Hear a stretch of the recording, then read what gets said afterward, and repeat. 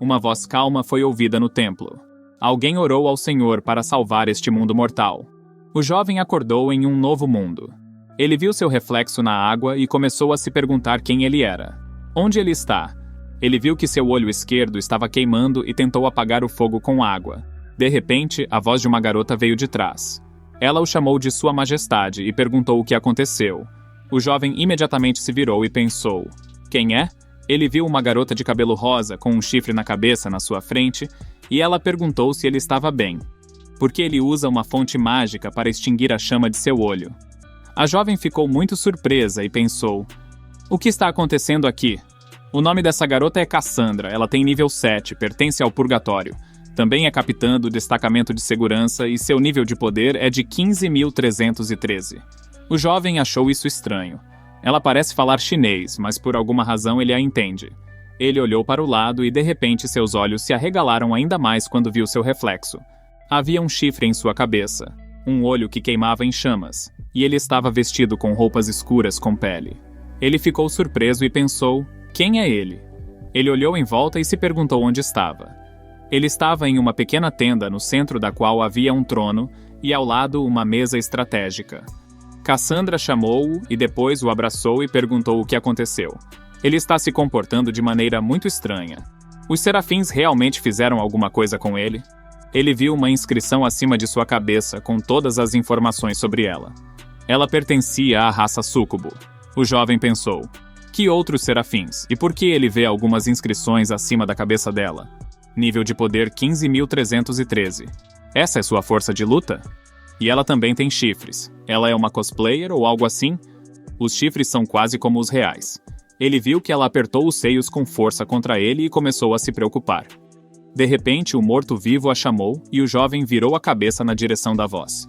Ele viu vários fantasmas e ficou preocupado quando viu o fantasma principal de armadura. Seu nome é Nirobar. Ele é o comandante do exército demoníaco de 8º nível. Ele é dono do sistema de morte. O limiar das almas é 18.632. Nirobar disse a Cassandra para mostrar respeito ao seu senhor e deixá-la observar sua linguagem. O jovem pensou: quem mais é ele? Havia algumas inscrições acima de sua cabeça novamente. Cassandra ficou com raiva e disse a Nirobar para cuidar da própria vida. Nirobar se ajoelhou diante do jovem e o chamou de Grande Príncipe das Trevas, e então disse que havia derrotado os serafins.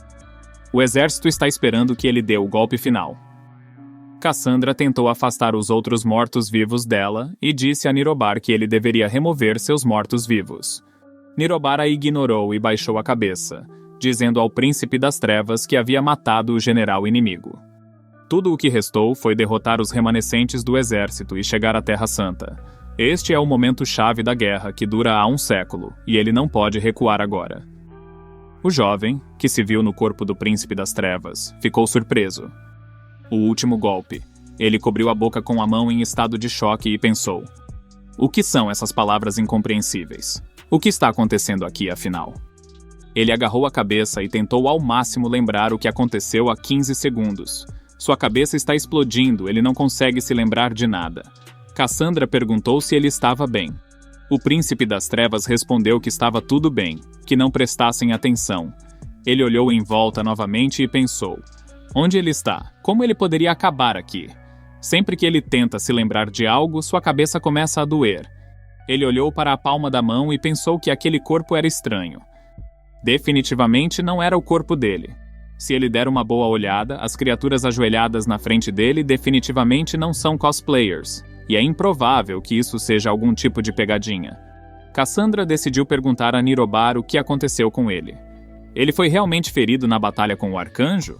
Nirobar disse a ela para não falar bobagens. Seu Senhor Supremo havia vencido. O Príncipe das Trevas pensou que sentia que eles o estavam adorando sinceramente. Aparentemente, sua alma mudou-se para o corpo de alguma pessoa importante. Nirobar gritou em voz alta para o Príncipe das Trevas e ele perguntou com medo: o que é isso? Ele pensou que o assustava. Cassandra disse que ele não deveria gritar com ele. Nirobar a interrompeu e disse que não podiam demorar. Precisavam partir para a ofensiva. O Príncipe das Trevas perguntou: ele deveria negociar com o arcanjo? Nirobar perguntou em negociações surpresa. O príncipe das trevas percebeu sua reação e pensou que ele havia cometido um erro. Deveria obter mais informações. Já que eles o reverenciam tanto, eles não podem suspeitar de nada. Ele precisa entrar no personagem. Ele limpou a garganta e disse-lhes para mostrarem o caminho. Nirobar obedeceu a ordem e os três deixaram a tenda principal. Do lado de fora, o jovem viu vários demônios ajoelhados, e bem na beira da rocha no centro estava uma garota. O príncipe ficou surpreso e pensou que eles eram apenas demônios em carne e osso, e todos eles o obedecem. Nirobar disse que o time está pronto para atacar. Resta acabar com os serafins e ele poderá atacar a Terra Santa. O príncipe das trevas pensou: do que estamos falando? Seu olhar caiu sobre a garota que estava localizada na beira do penhasco. O nome dela é Miranda. Ela é a comandante do exército demoníaco de 9º nível. Ela pertence à classe dos demônios sugadores de sangue. O príncipe das trevas olhou para ela e pensou: a comandante do exército de demônios, ela é tão linda, ela é o tipo dele. Ele passou por ela e percebeu que estava muito nervoso. Um dos demônios correu atrás dele e disse que todos iriam com ele. Cassandra o chamou de Xander e disse que ele deveria mostrar respeito. O príncipe das trevas pensou que mais adiante havia um precipício. Estava tão barulhento lá. Ele se pergunta o que há lá. Ele caminhou até a borda e abriu a boca para a escala do exército demoníaco. Eram tantos que nem um pedaço de terra era visível. Eles estavam todos prontos para lutar e várias centenas de demônios também voavam no céu. Cassandra chamou o suzerano e disse que suas pernas tremiam. Por que eles estão tremendo tanto? No centro do campo de batalha brilhou um enorme alfinete no qual o serafim foi empalado e ao lado dele sentaram-se seus fiéis guerreiros e choraram. O príncipe das trevas pensou que, se não estava enganado, este parecia ser o serafim que ele havia derrotado. Agora ele precisa terminar. Como ele pode chegar a isso? Antes que ele tivesse tempo de pensar sobre isso, penas escuras voaram ao seu lado e uma enorme sombra cobriu seus guerreiros. Enormes asas escuras se abriram atrás de suas costas e ele pensou que isso não poderia estar acontecendo. Ele se afastou da rocha com o pensamento de que nunca pensou que um dia seria capaz de voar. Ele subiu ao céu com admiração, mas de repente começou a cair e gritou de medo.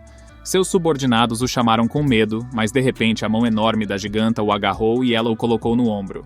O príncipe das trevas ficou um pouco surpreso e a giganta disse que seria uma honra para ela se despedir dele. O nome dela é Mandine.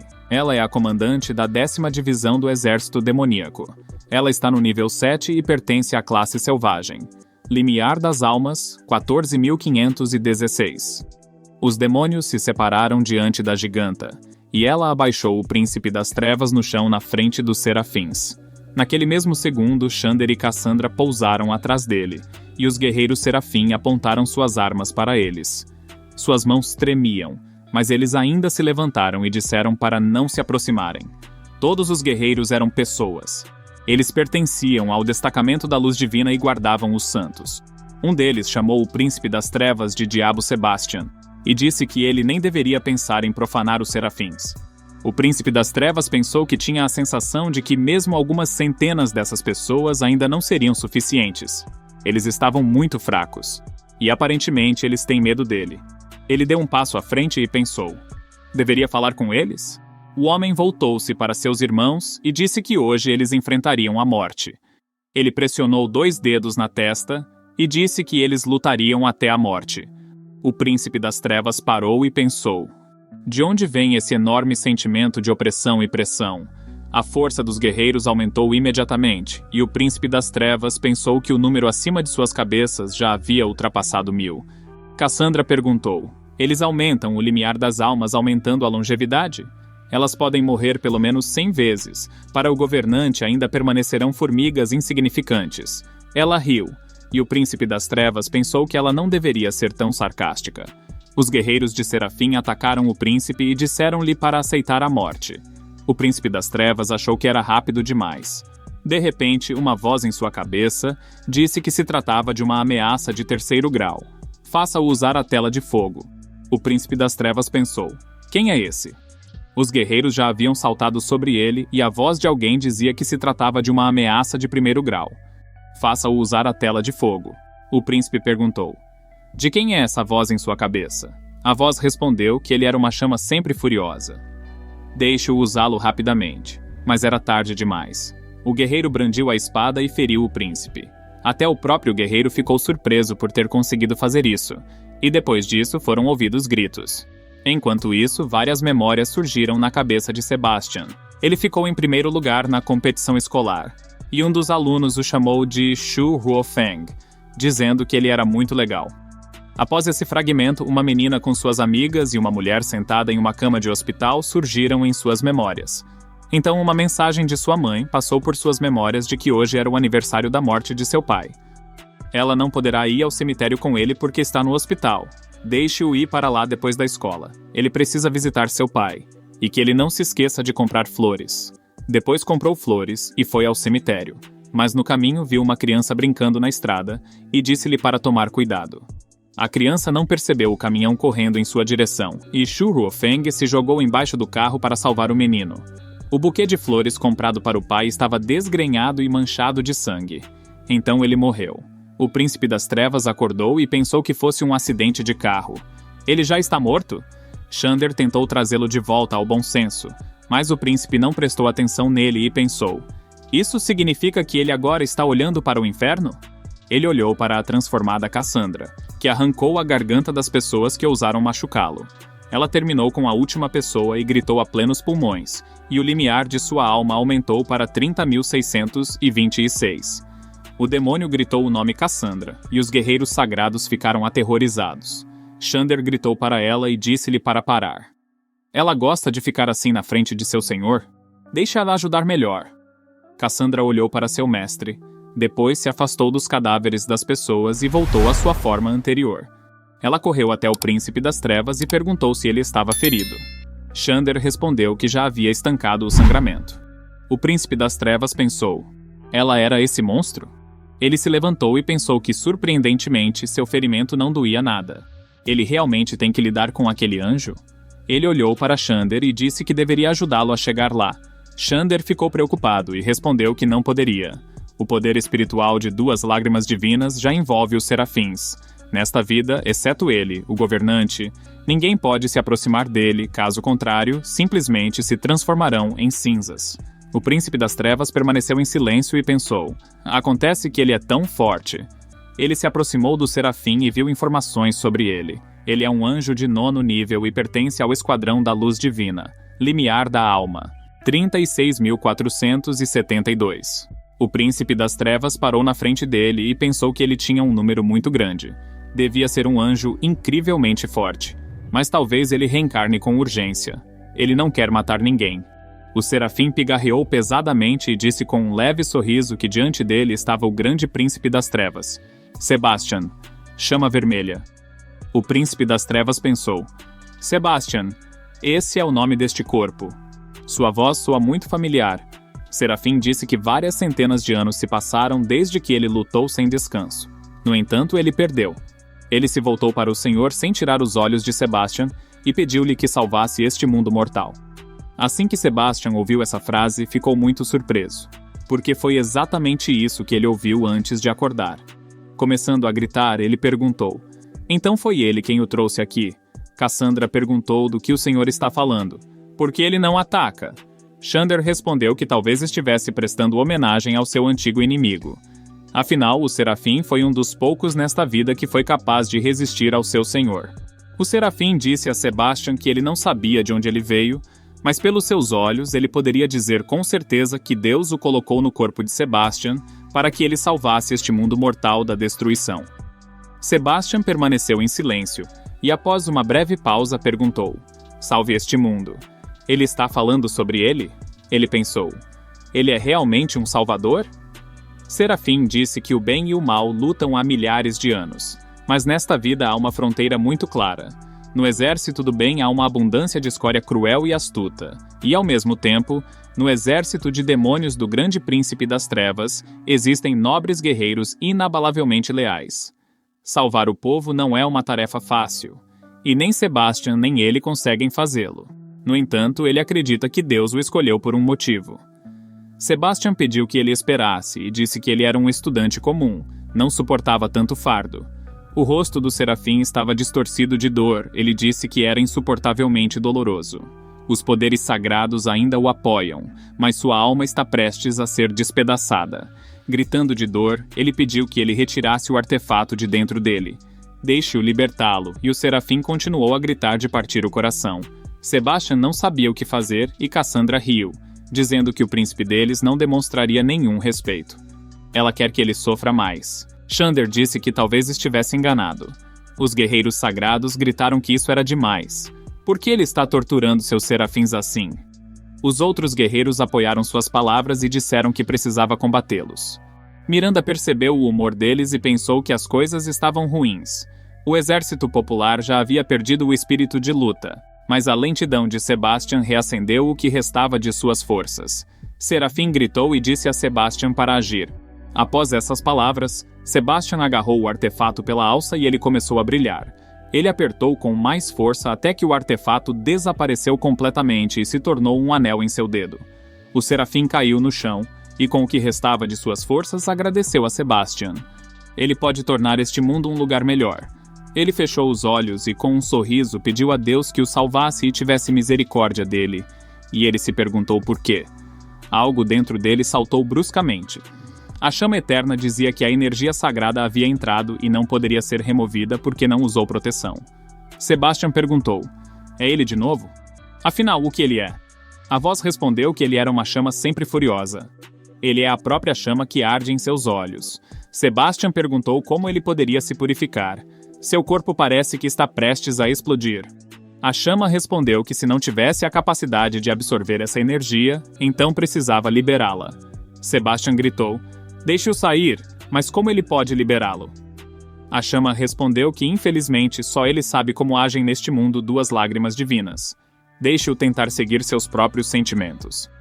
Sebastian se encolheu de dor e pensou: deveria confiar em seus sentimentos? Ele estendeu a mão para frente e perguntou desta forma. Naquele mesmo segundo, uma força enorme avançou várias centenas de metros e varreu todos que estavam por perto. Miranda e Nirobar ficaram surpresos, e os guerreiros sagrados que estavam no caminho do raio de força morreram. Sebastian ficou muito surpreso ao ver que seu poder atingiu as muralhas da cidade e deixou uma longa depressão no chão. Ele baixou a mão e pensou que não fez isso de propósito. Os demônios se alegraram e começaram a elogiar o governante. Eles ergueram as armas e gritaram: viva o Senhor! Cassandra ficou encantada e disse que foi um golpe incrível. Xander disse que quebrou completamente o espírito do exército inimigo. Sebastian virou-se para eles e pensou que estavam errados. Ele olhou para sua mão e em seus pensamentos perguntou à chama sempre furiosa: ele é o líder daquele exército? Então, atrás dele, a chama eterna perguntou o que ele queria dizer. Ele é o comandante supremo do exército demoníaco. Sebastian respondeu que entendia. Ele se lembrou do pedido do serafim para a salvação deste mundo mortal e seu rosto escureceu. Ele chamou Cassandra e Xander e eles imediatamente se ajoelharam diante dele, prontos para cumprir a ordem. Sebastian pensou que já havia causado danos irreparáveis. Agora ele não pode trazer morte e horror novamente. Ele fechou os olhos e disse que deixassem eles transmitirem sua ordem a todos. Todo o exército deveria recuar. Mas naquele mesmo segundo, um som ensurdecedor e persistente foi ouvido, e Cassandra e Xander disseram que se tratava de uma corneta para a ofensiva. Sebastian ficou assustado, e no mesmo momento o exército de demônios avançou, contornando seu mestre. Sebastian pensou no que aconteceu. O exército de demônios correu para o ataque e começou a matar impiedosamente os guerreiros sagrados. Sebastian continuou no lugar e pensou: quem é? Quem deu a ordem de ataque? A chama eterna respondeu que o plano era acabar com o general do exército inimigo e depois invadir a cidade. Não é? Sebastian respondeu que não deu a ordem. Quem tocou a corneta? Uma enorme sombra pairou sobre ele e ele levantou a cabeça, vendo um dragão de 2 cabeças acima dele e um cavaleiro montado na besta. O cavaleiro olhou para Sebastian e pensou: é ele? No primeiro dia de sua chegada a este mundo, a Cidade Santa se transformou em um mar de cinzas. A Cidade Santa, que existia na Terra há muitos 1000 anos, foi destruída durante a noite. Os demônios encheram todas as ruas da cidade e destruíram os edifícios restantes. Sebastian e sua comitiva caminharam pelas ruas da cidade, e ele, olhando para os cadáveres, pensou: isto é a guerra? Ele sabia que a guerra era cruel, mas não achava que fosse ainda mais terrível do que imaginava. Ele fixou o olhar na mãe morta que segurava uma criança no colo e sentiu-se mal. Nirobar percebeu isso e perguntou o que havia de errado com ele. Sebastian respondeu que estava tudo bem. Ele se sentiu um pouco tonto ao olhar para os cadáveres. Cassandra olhou para ele e disse que certa vez Sua Majestade executou pessoalmente 3.000 prisioneiros de guerra. Ele cortou seus braços e pendurou suas pernas em frente aos portões da cidade para serem devorados pelos pássaros. Tais cenas não deveriam surpreendê-lo. Sebastian ficou muito surpreso e ela perguntou: "Ela disse algo errado?" De repente, um menino correu na frente deles e pediu ajuda. Um enorme pássaro o perseguiu e os demônios lhe disseram para agarrá-lo. "Deixe isso despedaçá-lo."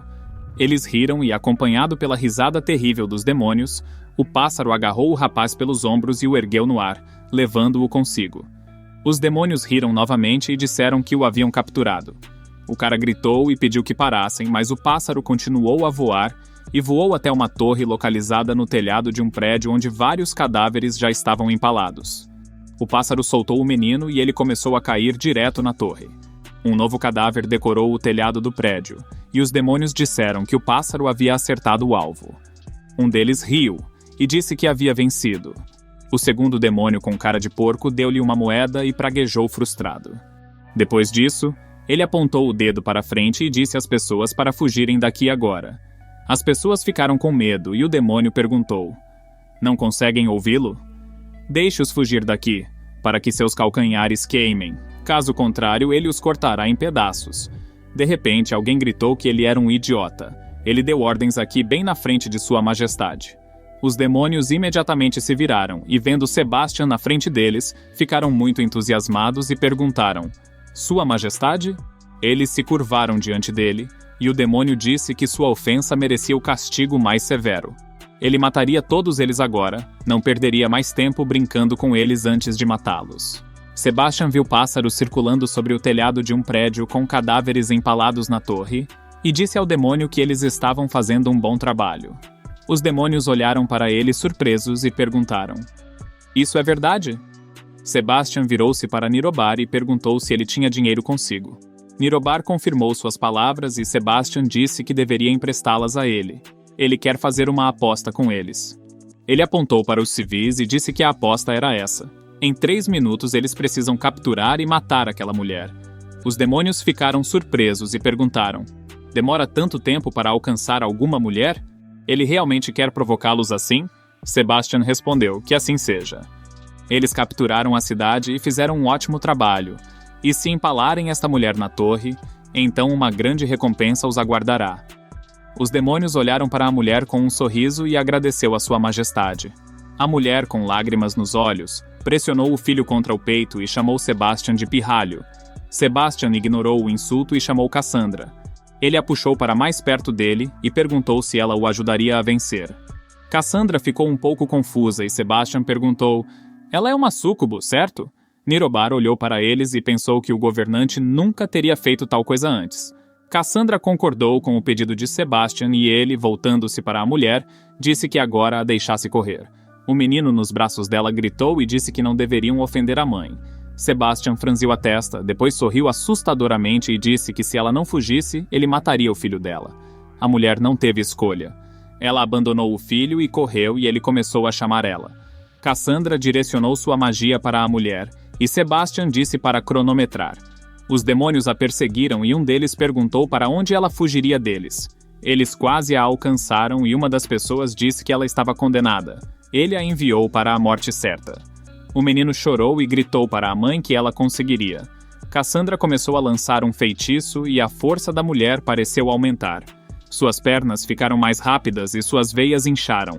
Pulando, ela fugiu dos demônios e as pessoas ficaram surpresas.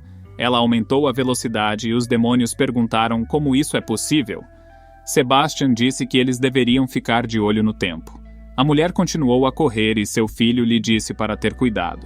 Ela levantou a cabeça e viu que um pássaro voava acima dela.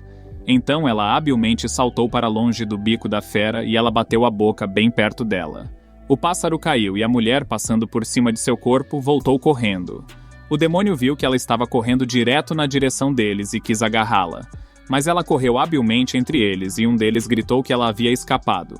No mesmo momento, o pássaro correu atrás da mulher, tirando os demônios de seu caminho, mas ela continuou a correr. Mas de repente um pássaro demoníaco voou até ela pelo lado, e ela, olhando para ele, disse à criatura para desaparecer. O pássaro mudou de direção e as pessoas prenderam a respiração.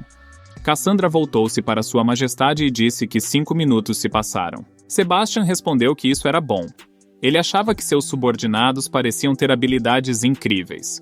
Ele disse aos demônios que havia 2 deles e que eles não conseguiam nem pegar uma garota. Eles abriram diretamente seus olhos para o mundo. Os demônios se assustaram e disseram que a garota era de alguma forma diferente. Sebastian olhou para eles ameaçadoramente e disse que se eles fizessem uma aposta, eles precisavam perder. Agora deixe-os se preparar para o castigo. Os demônios congelaram de horror e Sebastian disse que já que eles haviam participado com tanto sucesso na captura da cidade, ele não os puniria muito. Todos esses prisioneiros não eram mais méritos deles. Deixe-os deixá-los e... Eles o ouvem. Os demônios se curvaram diante dele e disseram que entendiam. Eles agradecem a ele por salvar suas vidas. O menino correu até a mãe e Cassandra olhou para Sebastian incrédula. Mas de repente uma bola de fogo caiu sobre esta mulher e ela pegou fogo. Sebastian ficou assustado, e o menino chamou a mãe com lágrimas nos olhos. Mas já era tarde demais. Todo o seu corpo estava carbonizado e chamas saíam de sua boca e órbitas oculares. O menino correu até sua mãe e Sebastian disse a Cassandra para atordoá-lo. Ela bateu na nuca dele e ele caiu inconsciente na frente do esqueleto de sua mãe. Sebastian perguntou quem era. Quem é o fogo? Cassandra apontou para cima e disse que era de cima. Se você quiser ver a próxima parte deste vídeo, por favor me avise curtindo este vídeo e se inscrevendo no meu canal.